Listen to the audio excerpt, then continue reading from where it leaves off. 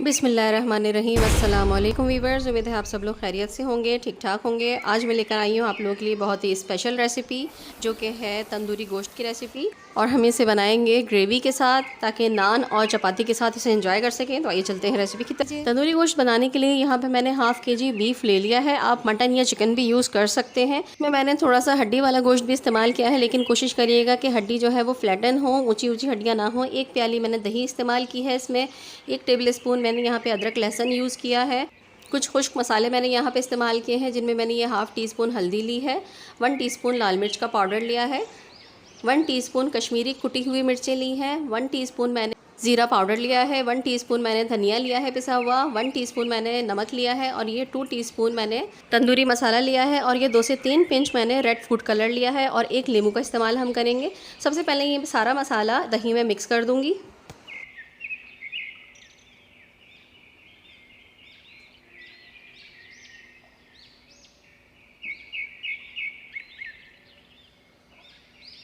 अब दही का सारा ये मिक्सचर हम डाल देंगे गोश्त में, और गोश्त को अच्छी तरीके से इसमें मिक्स कर देंगे। 1 टेबल स्पून अदरक लहसुन जो हमने रखा था वो भी हम इसमें मिक्स कर देंगे, और 1 नींबू का रस हम पूरा इसमें डाल देंगे।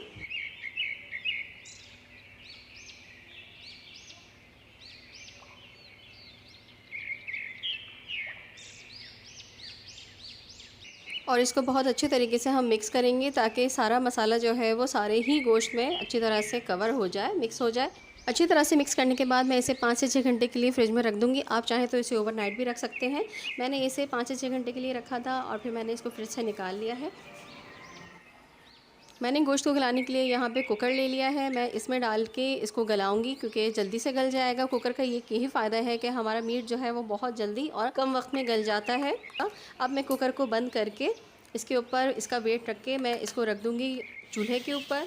1 सीटी आने के बाद 20 से 25 मिनट के लिए मैं गोश्त को धीमी आंच पर रख दूँगी, ताकि गोश्त अच्छी तरीके से गल जाए। जब तक हम ग्रेवी की तैयारी कर लेते हैं। यहाँ पे मैंने 2 मीडियम साइज़ की प्याज ब्राउन कर ली है। यहाँ पे थोड़ा सा खोपरा जो है मैंने ब्राउन कर लिया है। ये 2 मीडियम साइज़ के टमाटर ले लिए हैं, और ये 2 मीडियम साइज़ की प्याज मैंने कट कर ली है, और ये 3 छोटी इलायचियाँ मैंने ले ली हैं। अब इन तमाम चीज़ों का मैं बना लूँगी पेस्ट। एक ब्लेंडर में डालूँगी इनको, और एक पेस्ट बना लूँगी। बहुत स्मूथ सा हमें इसका पेस्ट बनाना है।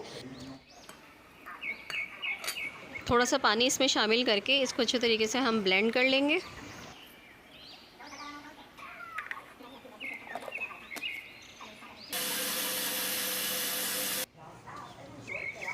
ये देखिए व्यूअर्स, कितना अच्छा और स्मूथ सा पेस्ट हमारा बनके तैयार हो चुका है।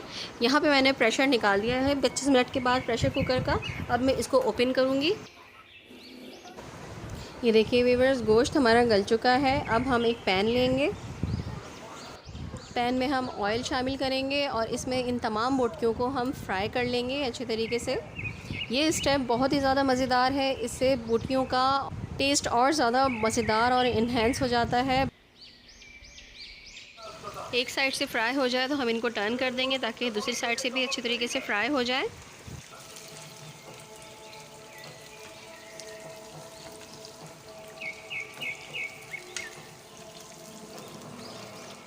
अब ऐसा करती हूँ कि मैं इसको दूसरे चूल्हे पर शिफ्ट कर देती हूँ, ताकि हम एक तरफ से ग्रेवी तैयार कर लें। ग्रेवी तैयार करने के लिए यहाँ पे मैंने अपनी कढ़ाई ले ली है। तकरीबन डिश वाला 1 चमचा मैं ऑयल ऐड करूँगी, और इसमें मैं थोड़ा सा गरम मसाला यूज़ कर रही हूँ, जिसमें मैंने ये 2 दालचीनी के टुकड़े ले लिए हैं, 4 से 5 लौंगे, 4 से 5 काली मिर्चें, और 1 बड़ी इलायची ले ली है, जो कि मैं इसमें डाल दूँगी। गरम मसाले को तेल में थोड़ा पकाने के बाद जो मसाला हमने ब्लेंड किया था, जो प्यूरी हमने बनाई थी, वो हम इसमें डाल देंगे।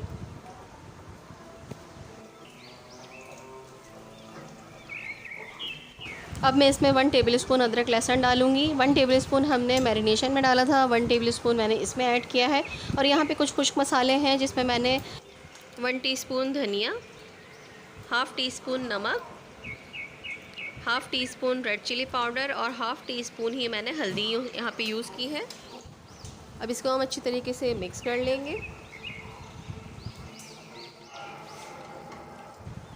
ये देखिए व्यूअर्स, मीट हमारा अच्छे तरीके से फ्राई हो चुका है। मैंने इसकी फ्लेम को ऑफ़ कर दिया है। जो बोटियों का मसाला था वो भी मैंने इसमें शामिल कर दिया है। अब हम इसके पानी को खुश्क करेंगे अच्छे तरीके से, ताकि हमारी ग्रेवी जो है गाढ़ी हो जाए। और जब तक ग्रेवी गाढ़ी नहीं होगी, हम इसको पकाएंगे मीडियम हाई फ्लेम पर। ये देखिए व्यूअर्स 10 से 15 मिनट मीडियम हाई फ्लेम पर पकाने के बाद ग्रेवी हमारी गाढ़ी हो चुकी है। अब हम ये फ्राइड मीट जितना भी था वो मैं सारा का सारा इसमें डाल दूँगी और जो इसका ऑयल था वो भी हम इसके साथ साथ इसमें ग्रेवी में शामिल कर देंगे। इसको अच्छे तरीके से मिक्स करके 10 to 15 मिनट्स के लिए हम लो फ्लेम पर दम पे रख देंगे। अब एक चूल्हे पे मैं कोयला रेड होने के लिए रख दूँगी ताकि अच्छे तरीके से सुर्ख हो जाए।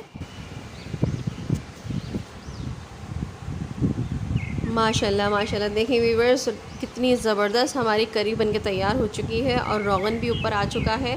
इसके लुक देखें आप, कितना ज़बरदस्त इसका कलर और इसका टेक्सचर आया है और देखने में ये कितनी लजीज और ख़ूबसूरत लग रही है। कोयला रखने के लिए मैंने यहाँ पे प्याज की एक लेयर ले ली है। आप फॉइल ट्रे भी यूज़ कर सकते हैं, इसके अलावा आप रोटी का टुकड़ा भी यूज़ कर सकते हैं या फिर आप बंद गोभी का कोई पत्ता भी यूज़ कर सकते हैं।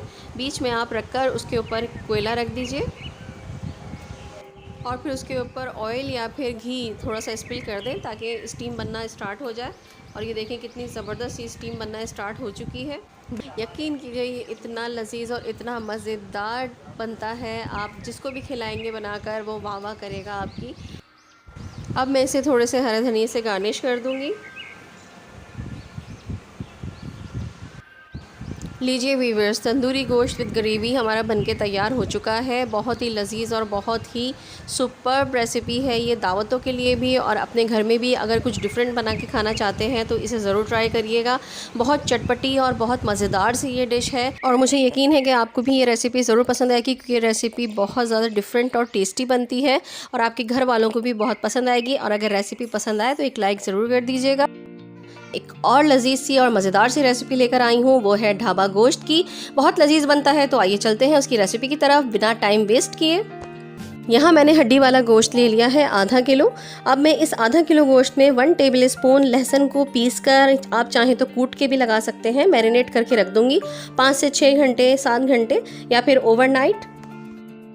मैंने गोश्त को पूरी रात के लिए रख दिया था मैरिनेट करके। अब मैंने निकाल लिया है। जब मैं रेसिपी बनाने जा रही हूँ, मैंने यहाँ पे 1 प्याली टमाटर का पेस्ट ले लिया है। 2 दरमियाने साइज़ के टमाटर मैंने काट लिए थे। यहाँ पे मैं 1 प्याली दही लूँगी। ये घर का बना हुआ दही है, जमा हुआ दही है और इसका मैं लुक भी दिखा देती हूँ आपको। अगर आपने मेरी दही जमाने वाली रेसिपी नहीं देखी है तो आप मेरे चैनल पर देख सकते हैं। आई बटन में भी उसका लिंक मैं आपको दे दूँगी। बहुत बेहतरीन, बहुत ज़बरदस्त ये दही जमता है। यहाँ पे मैंने होममेड गरम मसाला लिया है। आप मेरे मैजिकल मसाले की रेसिपी भी मेरे चैनल पर देख सकते हैं। यहाँ मैंने कुछ साबुत गरम मसाला ले लिया है जिसमें मैंने एक जो है वो बादियान का फूल लिया है, 1 बड़ी काली इलायची ली है और 1 बड़ा तेज़पत्ता लिया है जिसको मैंने बीच से तोड़ लिया था। यहाँ पे मैंने 1.5 टेबल स्पून अदरक लहसुन का पेस्ट लिया है और यहाँ 1 मीडियम साइज़ की प्याज मैंने चॉप कर ली है, हरी मिर्चें चॉप कर ली हैं और ये 1 मीडियम साइज़ की प्याज मैंने स्लाइस में काट के रख ली है जिसे मैं ब्राउन करूँगी। 1/2 टीस्पून मैंने हल्दी ली है, 1/2 टीस्पून मैंने पिसा हुआ धनिया लिया है, 1/2 टीस्पून मैंने पिसी काली मिर्च ली है, 1 टीस्पून लाल मिर्च का पाउडर लिया है, 1 टीस्पून कश्मीरी लाल मिर्च का पाउडर लिया है और ये 1 टीस्पून कुटा हुआ ज़ीरा है और ये 1 टीस्पून जो है मैंने नमक लिया है। नमक आप अपने हिसाब से भी यूज़ कर सकते हैं। अब मैंने तेल में तकरीबन 7 से 8 टेबल स्पून मैंने ऑयल ले लिया है, उसमें मैंने स्लाइस की हुई प्याज डाली है। अब मैं इसको ब्राउन करके निकाल लूँगी। ये देखिए व्यूअर्स, प्याज हमारी ब्राउन हो चुकी है। अब मैं इसे अलग प्लेट में निकाल लूँगी। ये देखें अलग प्लेट में मैंने निकाल लिया है। अब मैं इसी ऑयल में जो मैरिनेट करके हमने गोश्त रखा हुआ था वो मैं इसमें डालूंगी और मैं इसको जब तक फ्राई करूंगी जब तक गोश्त का पानी ख़त्म नहीं हो जाता। इसमें हमने लहसुन लगा के रख दिया था इसलिए ये जल्दी गल जाएगा क्योंकि लहसुन जो है वो टेंडराइज़र होता है और गोश्त गलाने की सलाहियत रखता है। अब जो 1 टेबल स्पून मैंने 1/2 टेबल स्पून मैंने जो अदरक लहसुन का पेस्ट लिया था वो भी मैं इसमें ऐड कर दूँगी और इसके साथ मैं गोश्त को भूनूंगी। इतना भूनेंगे हम गोश्त को कि तेल अलग हो जाए और भुना हुआ लहसुन अदरक हमें अलग नज़र आने लगे। ये देखें तकरीबन हमारा गोश्त जो है वो अच्छे तरीके से भुन चुका है। देखें ऑयल सेपरेट नज़र आ रहा है और अदरक लहसुन अलग सेपरेट नज़र आ रहा है। अब यहाँ पे मैं डाल दूँगी चॉप्ड अनियन और जो मैंने हरी मिर्ची काट के रखी थी चॉप करके, वो दोनों में चीज़ें इसमें ऐड कर दूँगी और हम इसको अच्छे तरीके से इसके साथ मिक्स करेंगे। अब मैं इसमें तेज़पत्ता, बड़ी इलायची और बादियान फूल शामिल कर दूँगी और जो हमारे पास खुश्क मसाले थे सारे वो सब के सब मैं इसमें ऐड कर दूंगी। थोड़ा सा पानी शामिल करके मैं इसको मिक्स करूँगी, क्योंकि देखें गोश्त हमारा गर्म है और इसमें पानी बिल्कुल भी नहीं है, पानी खुश्क हो चुका है, तो इसलिए पानी शामिल करना ज़्यादा ज़रूरी है, वरना मसाले हमारे जल सकते हैं। ये देखिए व्यूअर्स कितना अच्छा कलर इसका अभी से आ रहा है। तकरीबन 5 से 7 मिनट हो गए हैं मुझे इसको मीडियम हाई फ्लेम पर भूनते हुए। मसालों के साथ साथ हम गोश्त को अच्छी तरीके से भूनेंगे। देखिए व्यूअर्स पानी बिल्कुल खुश्क हो चुका है। मैं थोड़ा सा पानी इसमें मज़ीद शामिल करके इसको और ज़्यादा भूनूंगी। तकरीबन 5 से 7 मिनट मज़ीद भूनूंगी, जब तक पानी खुश्क नहीं हो जाता और ऑयल हमारा ऊपर नहीं आ जाता। ये देखिए व्यूअर्स ऑयल हमारा ऊपर आ चुका है, पानी जो है वो खुश्क हो चुका है, भुन चुका है। अब मैं इसमें डाल दूंगी टमाटो पेस्ट। इसको अच्छे तरीके से मिक्स करूंगी और टमाटो पेस्ट के साथ साथ मैं इसमें शामिल कर दूंगी दही 1 प्याली।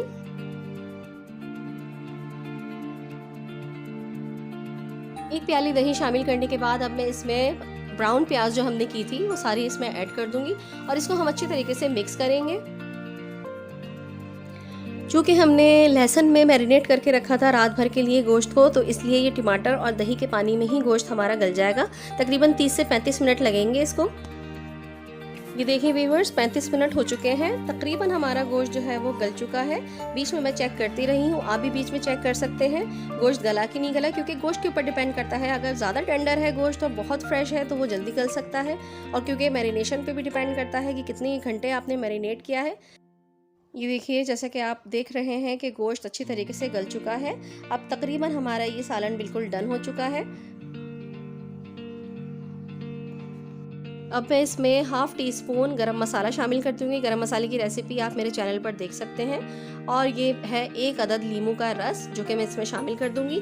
बस अब ये आपका ढाबा गोश्त बनके बिल्कुल रेडी है। बहुत लजीज, बहुत मज़ेदार और इतनी ज़बरदस्त और यूनिक सा इसका टेस्ट होता है और बहुत ज़्यादा मज़ेदार है, बहुत चटपटा, बहुत मज़ेदार सा आपका ये सालन बनके तैयार है, ग्रेवी वाला ढाबा गोश्त। अच्छा, ग्रेवी के लिए एक चीज़ ये है कि अगर आपको ग्रेवी ज़्यादा चाहिए तो आप प्याज, टमाटर और दही के रेशो को अपने हिसाब से बढ़ा सकते हैं।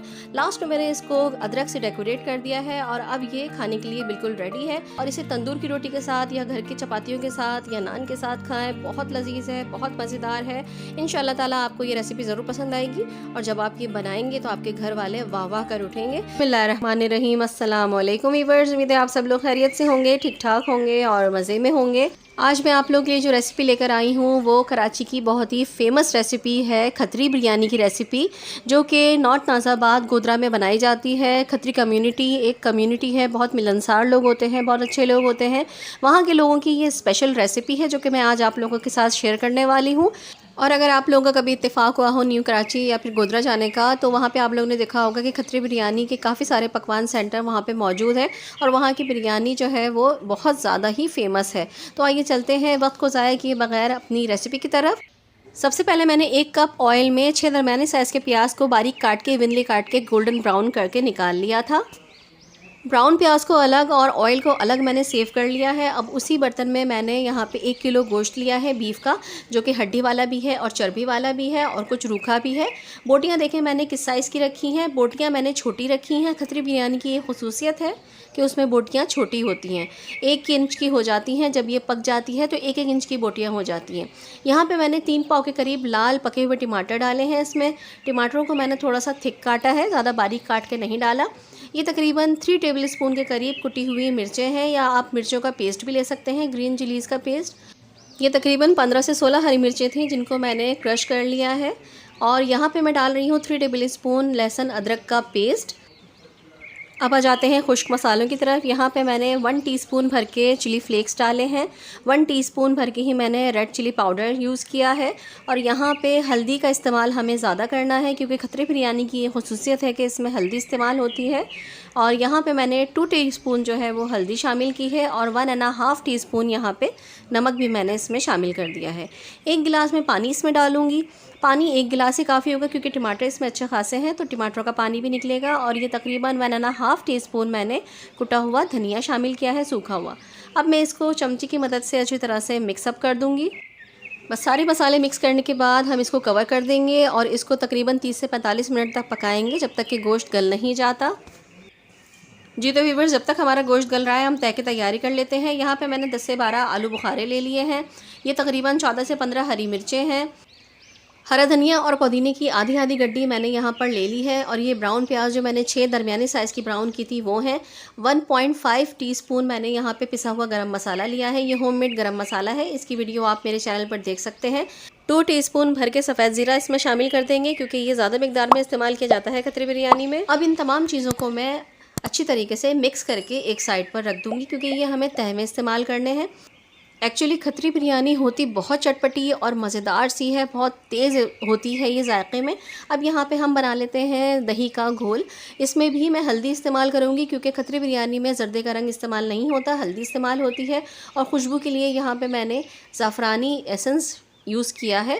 इससे बहुत अच्छा टेस्ट और बहुत अच्छी खुशबू आती है। और ज़ाफ़रानी एसेंस के कलर से और हल्दी के कलर से जो है वो बिरयानी का कलर भी बहुत ज़्यादा अच्छा हो जाता है कि हमें रंग की ज़रूरत नहीं पड़ती। जैसे कि आप आगे जाकर देखेंगे बिरयानी को, बहुत लजीज और बहुत ज़्यादा खुश रंग से बिरयानी बनके हमारी तैयार होगी। अब आ जाते हैं चावलों को पसाने के प्रोसेस की तरफ। यहाँ पे मैंने पतीली में पानी ले लिया था, इसमें 1 टीस्पून भर के मैंने सफ़ेद ज़ीरा डाल दिया है। और यहाँ पे कुछ पत्तियाँ मैंने धनिया और पुदीने की डाल दी हैं। इसके साथ साथ मैं इसमें शामिल करूँगी 6 टीस्पून नमक के। आप नमक अपने हिसाब से डालिएगा, ये मिकदार मेरी आजमाई हुई है इसलिए मैं 6 टीस्पून नमक यूज़ कर रही हूँ। अब मैं इसमें शामिल कर दूँगी थोड़ा सा केवड़ा एसेंस। देखिए वीवर्स, पानी में जोश आ चुका है। अब मैं इसमें शामिल कर दूँगी 1 घंटा भीगे हुए बासमती चावल। चावल आप हमेशा अच्छी क्वालिटी के लीजिएगा बिरयानी बनाने के लिए।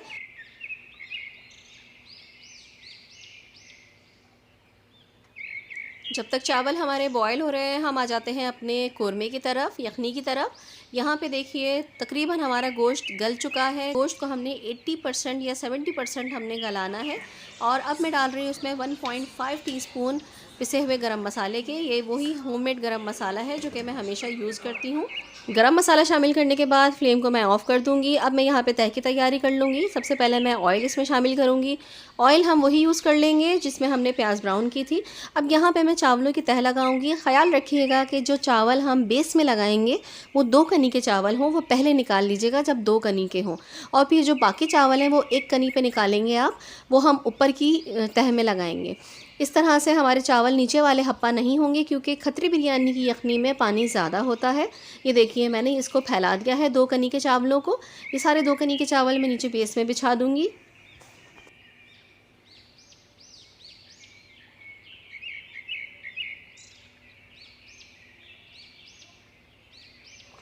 अब इसके ऊपर मैं डाल दूँगी तमाम कोरमा, जितना भी कोरमा था वो सब मैं इसमें शामिल कर दूँगी। एक बात आपने नोट की होगी कि इसमें तेल का इस्तेमाल मैंने अभी तक नहीं किया है क्योंकि प्याज जो ब्राउन की थी वो तेल मैंने निकाल के अलग रख लिया था। मसाले को थोड़ा सा चमचे की मदद से फैला दूंगी। अब इसके ऊपर तह का जो मैंने मसाला तैयार करके रखा था वो तमाम का तमाम मसाला इसके ऊपर शामिल कर देंगे। अच्छा, अगर आप चाहते हैं कि बहुत ज़्यादा चटपटी बिरयानी हो तो आप तह के मसाले में भी थोड़ी सी कुटी हुई मिर्ची शामिल कर सकते हैं, उससे भी बहुत अच्छा टेस्ट आता है। मैंने यहाँ पे वैसे थोड़ा सा ख्याल किया है, इसको ज़्यादा चटपटा नहीं रखा है, लेकिन अगर आप चटपटी बिरयानी खाना चाहते हैं तो थोड़ी सी नमक मिर्च उसमें ज़्यादा कर सकते हैं। तमाम तय का मसाला बिछाने के बाद अब हम इस पे 1 कनी के बाद जो हमने चावल निकाले थे 1 कनी पर, वो मैं इसमें शामिल कर दूंगी। अच्छा, ये सारे चावल नहीं हैं, इसमें से थोड़े से चावल मैंने बचाए हुए हैं, बस ये चावल हमने इसमें शामिल कर दिए हैं। अच्छा, एक बात का और ख़याल रखना है आपने कि चावल गर्म ही होने चाहिए। चावलों को पहले से पसाकर मत रखिएगा कि वो बिल्कुल ठंडे हो जाएं और आपस में जुड़ से जाएं। चावलों को आपने जिस वक्त निकाला है उसी वक्त आपने तह लगा देनी है। अब दही का जो हमने घोल बनाया था वो मैं इसके ऊपर डाल दूँगी। आधा हम इसमें अभी शामिल करेंगे और आधा जो मैंने थोड़े से चावल रख दिए थे वो मैं अब इसमें ऐड करने के बाद उसकी एक लेयर लगा दूँगी और बाकी का दही का घोल मैं इसके ऊपर शामिल कर दूँगी।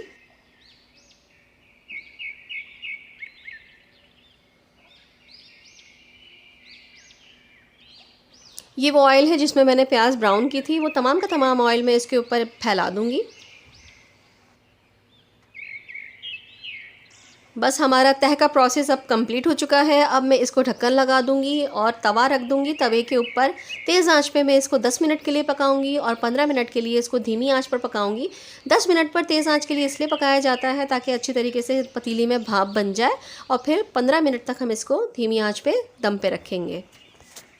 जी तो व्यूवर्स 25 मिनट हो चुके हैं, तो तैयार हैं आप। अब ढक्कन खोल दिया जाए इसका। ये लीजिए जनाब, अब मैं इसका ढक्कन हटा रही हूँ।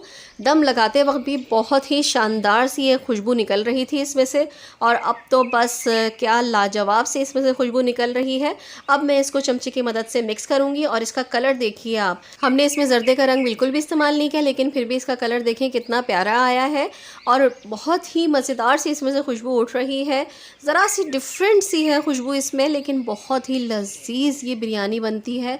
आप मेरे कहने पर ये ज़रूर ट्राई करिएगा, और वो लोग जो बहुत ज़्यादा चटपटी बिरयानी के शौकीन हैं वो तो इस रेसिपी को ज़रूर ट्राई करिएगा, मज़ा आ जाएगा आपको। एक मरतबा ज़रूर लाजमी इसको ट्राई करना है आपने।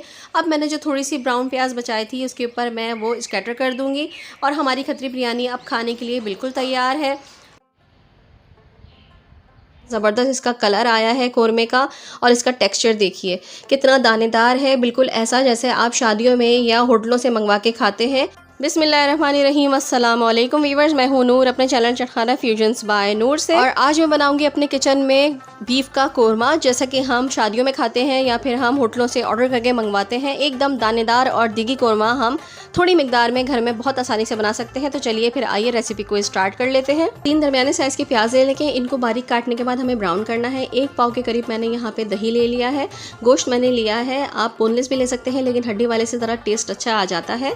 यहाँ पे मैंने 6 जो हैं वो लौंगे ले ली हैं, 2 बड़ी इलायची के टुकड़े ले लिए हैं, 4 से 5 मैंने छोटी इलायची ले ली है, और ये 10 से 12 मैंने काली मिर्चें ले ली हैं, 2 दालचीनी के टुकड़े ले लिए हैं, और 3 से 4 तेज़ पत्ते ले लिए हैं। अदरक मैंने जूलियन काट ली है, ये हम आखिर में डालेंगे। गरम मसाला हम आखिर में डालेंगे, ये होममेड गरम मसाला है। 3 टेबलस्पून मैंने यहाँ पे लिया है अदरक लहसुन का पेस्ट, और यहाँ पे कुछ खुश्क मसाले लिए हैं, जिसमें 1 टीस्पून मैंने नमक लिया है, हाफ़ टी-स्पून मैंने हल्दी ली है, 1 टीस्पून मैंने लाल मिर्च पाउडर लिया है, 1.5 टीस्पून मैंने लिया है यहाँ पे पिसा हुआ धनिया, 1 टीस्पून मैंने लिया है कश्मीरी लाल मिर्च, और 1 टीस्पून ही मैंने लिया है पिसा हुआ ज़ीरा, और बीच में मैंने ये ली है हाफ़ टी-स्पून इलायची का पाउडर। अब हम प्याज को बारीक काटने के बाद इनको फ्राई कर लेंगे। जिस पॉट में हमने कोरमा पकाना है उसमें मैं 1 कप के करीब ऑयल ले लूँगी, और हम इसमें प्याज ब्राउन कर लेंगे। प्याज को हमने अच्छा से रेड कलर आने तक फ्राई करना है, उसको बिल्कुल डार्क ब्राउन मत होने दिएगा, वरना कोरमे का कलर भी हमारा जो है वो डार्क ब्राउन और अजीब सा हो जाएगा। तो हमें प्याज को हल्की आंच पर ब्राउन करना है। ये देखिए व्यूअर्स, प्याज का कलर हमारा रेड सा होने लगा है। बस हम इसको थोड़ी देर के लिए और मज़ीद पकाएंगे और फिर इसको निकाल लेंगे। ये देखिए कितना अच्छा कलर इसका हो गया है। बस अब हम इसको प्याज को निकाल लेंगे, इससे ज़्यादा हमें इसको कलर नहीं देना है। बस इस स्टेज पर आपने निकाल लेना है, क्योंकि इसके बाद भी इसका कुकिंग प्रोसेस जब ये हॉट रहती है तो ये ब्राउन होती रहती है और डार्क हो जाएगा इसका कलर अभी, इसलिए हम इसको इसी कलर पर निकाल लेंगे। अब इसी ऑयल में जिसमें हमने प्याज ब्राउन की थी, हम तमाम गरम मसाला इसमें शामिल कर देंगे, और गरम मसाले को थोड़ा सा हम सिजिल होने देंगे ताकि इसका अरोमा ऑयल में आ जाए। अब हम इसमें शामिल कर देंगे बीफ, और बीफ को भी हम गरम मसाले के साथ फ्राई करेंगे पहले, जब तक इसका कलर चेंज नहीं हो जाता। इससे ये होता है कि जो गोश्त की रॉ स्मेल है वो ख़त्म हो जाती है, और एक जो हीक सी आ रही होती है वो गोश्त से बिल्कुल निकल जाती है। बस अब हम बीफ को इसका कलर चेंज होने तक फ्राई कर लेंगे।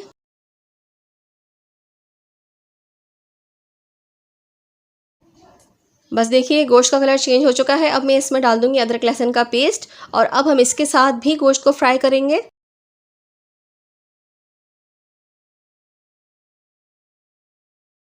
अदरक लहसुन के साथ अच्छी तरह से फ्राई करने के बाद अब मैं इसमें डालूंगी तमाम खुश्क मसाला, जो कि हमने एक प्लेट में निकाल कर रखा हुआ था। वो तमाम मसाला हम इसमें डाल देंगे और इसको अच्छी तरीके से मिक्स कर लेंगे।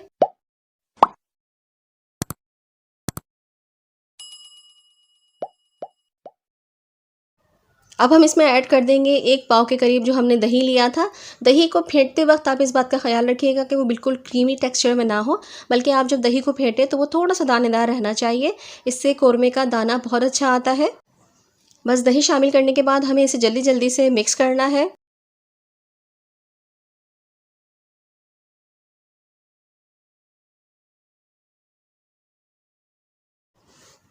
दही के प्याले में भी पानी डाल के इस प्याले को भी साफ़ करके हम इसमें ऐड कर देंगे, और इसके अलावा 1 गिलास भर के मैं इसमें पानी शामिल कर दूंगी, और इसको फिर हम पकाएंगे।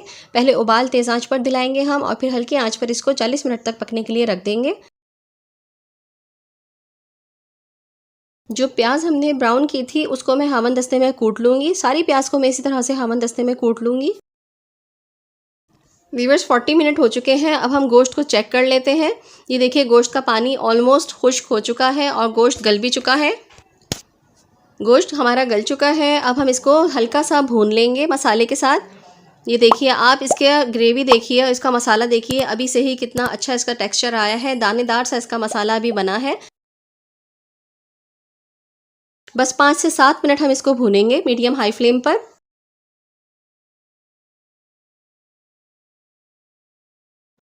5 से 7 मिनट भूनने के बाद अब हम इसमें वो प्याज डाल देंगे जो हमने हावन दस्ते में कूटी थी। इससे और ज़्यादा कोरमे का टेक्सचर आप देखिएगा कितना ज़बरदस्त हो जाता है। बस प्याज को हम अच्छी तरीके से मिक्स करेंगे। थोड़ा सा पानी में इसमें शामिल करूँगी ताकि प्याज हमारी इजीली मिक्स हो सके।